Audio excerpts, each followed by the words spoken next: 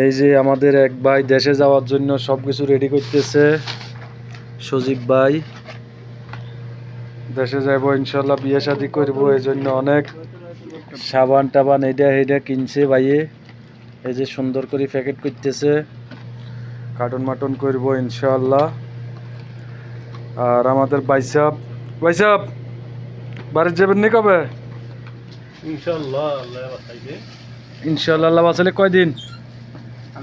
দেরি আছে, আল্লাহ নেওয়া দেবে ইনশাল্লাহ বাইসাবও দেশে যাওয়ার জন্য প্রস্তুত হইতেছে।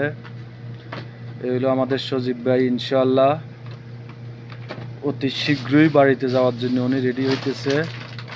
এটি কিটা ভাইয়া? এই দেখেন ভাই কফি লইছে, অবশ্যই এটা ভাইয়ের আব্বার জন্য, ওনার আব্বার জন্য সবাই দোয়া করবেন।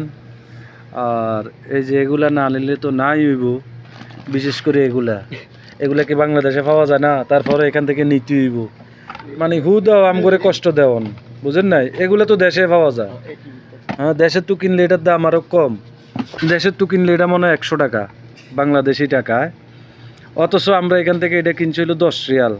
এটা কত রিয়াল নিছে? 14 রিয়াল।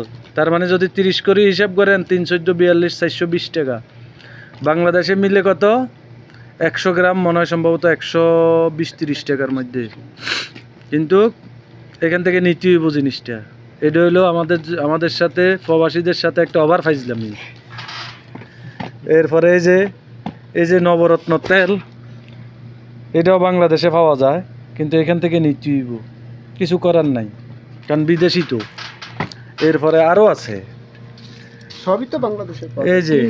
এই যে লোশন, এগুলো তো বাংলাদেশে পাওয়া যায়, কিন্তু না, এখান থেকে নেওয়াই লাগবে।